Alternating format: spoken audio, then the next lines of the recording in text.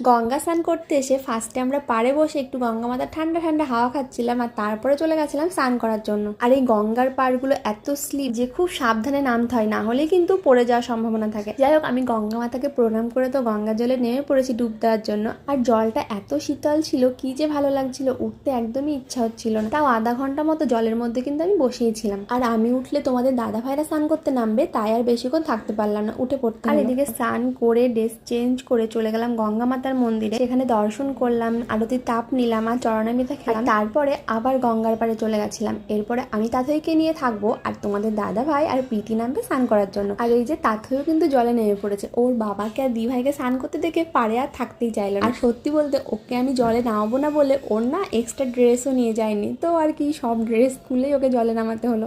আর তারপরে এই পাশে গঙ্গা মাতার আরতি হচ্ছিল, এটা দর্শন করে আমরা বাড়ি চলে আসলাম। তো ভিডিওটা কেমন লাগলো জানিও। বাই।